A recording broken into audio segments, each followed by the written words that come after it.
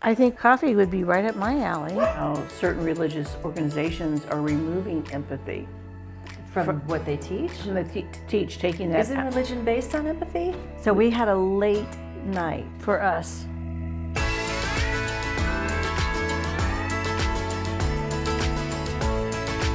You didn't answer the door. Oh, hi, Elizabeth. Well, I almost said a bad word. What is going on? We went to see The Wiz last night. We have a student that, Piper. We have a student that is in charge of tickets. So we got to go with a lot of our students that are in SOULution and Legacy program to go see Broadway. That was amazing. The voices. Musical, yeah. And they had a little awesome. delay. They had some, it was opening night, so they had some challenges, but So we had a late night. for us. So we didn't hear the door. You look tired, Dana. I am. Do we want some coffee? I think coffee would be right up my alley. Let's get some coffee and there's some donuts. Woo! Can I say it now? What? You're such a dork. You're a donut dork. Hey, it's because of this I love you though. That was said morning with, highs that That I was get said a with- luxury that I haven't been able to get. So, that was said with love. I Just know. saying. okay, but some coffee would do us some good. Yeah. I have some emails I'm kind of looking at. And I think we Are have... you sure you want to read emails right before morning high? No, but I think we got some calls in that we need to look at too. Ah. And, you know, I've been really digging into empathy. Where, do you know, it is being taught in schools for kids not to have empathy. I'm just gonna say you're really quick with the I gotta have coffee before we jump into empathy. All right, make some It's a coffee. heavy question. It's a heavy question. questions. I'm just thinking. Oh. I woke up processing. Oh wow. Yeah. So. Well, I guess that's a good thing. Right? Yeah, it is. But I think we're going to take it to a podcast. But last night's show, The Wiz, was fabulous. We got to go a couple of weeks ago and see The Life of Pi. I cried the entire show. Now, if you've seen it on TV, you know, like at the movies or whatever, but the play was fabulous. Look at her. She has no energy. Okay, this week I have energy. This is different. I got more sleep than I'm like, you what'd did. you say? What'd you What say? you said? What you said? We have our 6-year-old grandson says that all the time. What you said? What you said? What you said, Grandma? What you said? And exciting news for the grandkids. The grandkids have been living with us for almost 2 years. So They're little ones, teeny ones. just call me Grandmommy. But So what's going on? they found a property to be able to move into, to be a connected family, which is really awesome. But we're not far, so we still can help out, as well as the other grandmother and grandpa. But yeah, so we're excited for We're them. gonna be empty nesters again. I don't know what are we gonna do with that. We're not gonna wear robes into the kitchen.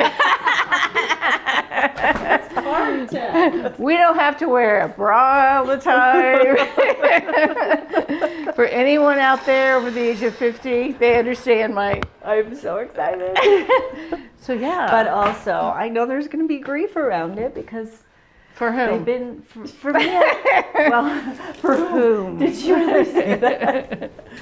Well, for me there is. No, there's nothing wrong with missing Just, them. you know, because it's been 2 years that they've lived with us, so I feel lucky to be able to have seen them every day. But I will say I am really excited to have our space back. Is it only 1 cup of coffee? I just wanted to know. This is for yours. This Will is you my share with hibiscus. me? I would love to share with you. And I think I need to open this. I haven't seen them yet. There we go. Okay. See, you know, it's patriotic, so that's a good thing. So, You're doing it for your country. ooh. Elizabeth, Miss Producer. Oh, Touch them all. yeah, touch each one. Oh my God. I washed my hands yesterday. This is why I called you a donut dork. Can I have a paper Yes. towel? Okay. You guys I know. don't need to call you names. It's like something I would make. You know how people are bakers and they make really pretty things, and then I try to match it. You try to match it, and you're like, That looks good. huh, did your grandchild that's 3 do that? Okay, let's see if there's anything inside. No, but There's not? no, but these are the ones that are kind of like a croissant and a donut, remember? Oh, yeah. And I'm okay with that. I'm Somebody okay. must love you. Oh, I think so. There must be a lot of love in here. Making Elizabeth some coffee too. I need an extra shot today. Oh my goodness. Yeah, these are like really incredible. Is it? So why did empathy come up for you this morning in your thoughts? So at the Wiz, I feel like it was a solutions class, right? Because What again for those who don't? yeah, it is the program that it's a mentoring program that I've been teaching for 5 years, and It's an amazing program, by the way. but one of the things they kept talking about, I think it was more halfway through, was about people suffering. And one of the things that our business is surrounding is that people come to us because they're suffering. They've got a loss of some sort. They're grieving. They maybe feel like they're not enough because of a belief system. They just have all these different things that are going on. And so people that were at the Wiz with us, you know, are in this class and they're like, oh my goodness, I feel like this is our program. With that said, it's interesting how people don't have empathy for people that are suffering. Yeah. You know, like when we've done a fundraiser or we've, you know, tried to participate in certain things to help people that are suffering with something. And I've heard people say something like, well, I made better choices, or They deserve it. they deserve it, or it's not my problem. Or they must have had bad karma. Yeah, it's a past life healing. I struggle with that where is the lack of empathy? And we certainly want empathy for us when we're going through our struggles. I mean, you and I struggle. Yeah. We're never done learning lessons. Right. And when someone doesn't have a sense of empathy, I question. Have they not had any suffering? Have they separated themselves from an emotion? Right. Have they just felt like they don't want to, there's those walls up, right, where I don't want to feel the pain of somebody else? Or there's also the place of, this is, I think, a big piece of it. If I care about someone suffering, then maybe I'll feel guilty and have guilt and shame for my life. Yeah. Like, my life is good, so, you know, that person that's suffering, sorry, but I made different choices in my world. Yeah. We've heard that before, Yeah. which is surprising. It it's is. like, why can't you, not that you have to fix it, but why can't you have empathy for somebody when they're struggling or, you know, they're in suffering, and why do we brush it away like we don't want to see it? Right. I was reading an article about how certain religious organizations are removing empathy From what they teach? from the teach, taking that. Isn't religion based on empathy? You would think. So that's why I was just sort of like, wow, this is really becoming normal. Wow. And when I was talking to this client yesterday in the school system, and she's a counselor, she goes, oh yeah, we're not allowed to talk about empathy. And it kind of shocked, well, it did shock me, a counselor. But wait, a counselor can't talk about empathy with kids? Yes. And Wow. I didn't know that this is where we are. The other part of it is we've talked about, and when you've taken any trauma therapy kind of programs and things like Right, that, right. the mirror neurons. And some people don't have mirror neurons. So would all of these people that we're talking about that have no empathy have no mirror neurons? Or is it just that people are shutting down that emotion to not feel other people suffering? I mean, which one is it? We don't have the tools. Even as children, our parents didn't have the tools, so we never learned them.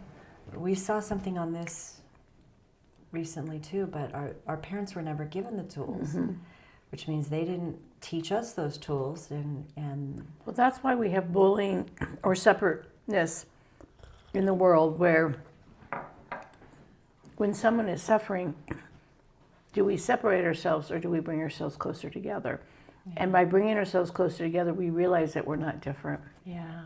You know, we keep thinking we're different, I'm different from that person. But even if you have a different political view, a different religious view, a different economic or educational, background, we're all still the same. We're looking for the same exact things. We're all looking for peace and happiness and being able to take care of ourselves and our families. Yeah. So our community, things like that. Connection. Yeah. Everyone is looking for the same thing. They just find a different path to that. Yeah. And finding that path is, I think, also having empathy for yourself. So many people do not have empathy for themselves for making past mistakes or past choices. The thinking, I remember thinking, God, I knew that. Why did I not lean into it? Why didn't I follow my intuition? That's the regret. I have tons. Tons of that. Yeah. So we don't even have empathy for ourselves, which makes people controlling. Yeah. Or it makes you feel as if you're never enough. Shame and guilt. So if we can't have empathy for others, we're really going to struggle to have empathy for ourselves. But I will tell you, one great decision is the donuts today. Let me read this to you. I almost forgot. Okay. Because we had some Dear Debs come in. Yay! And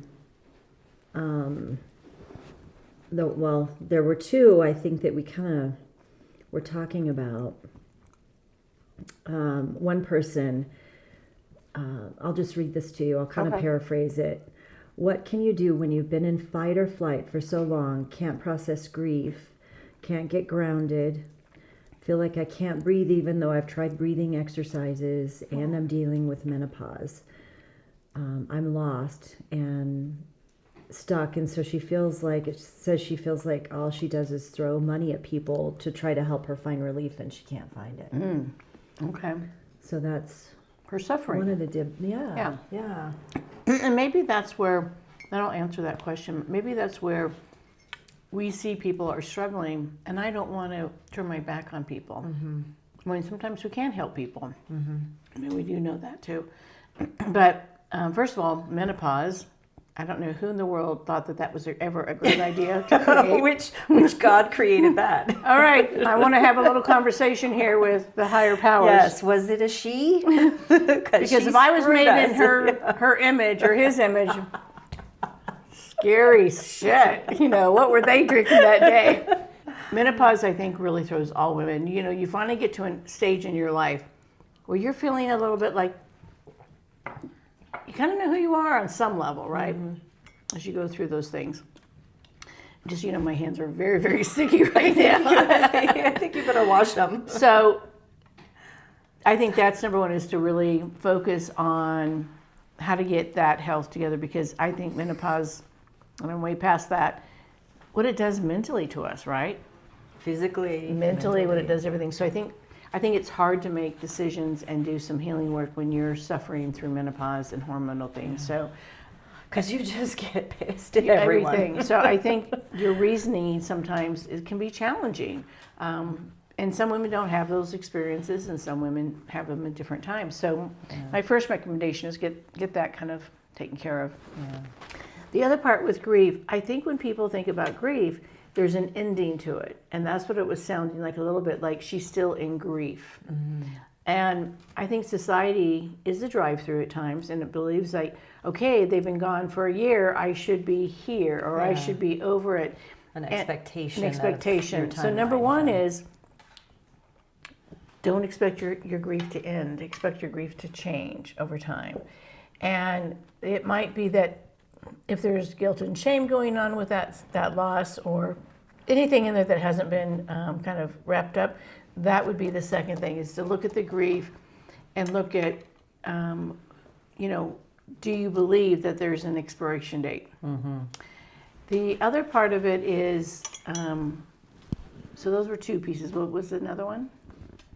Been in fight or flight for so long, which I would love to share some of that. Yeah, that was really part of your life, your journey, your healing. Oh, God, fight or flight is tough. Yeah.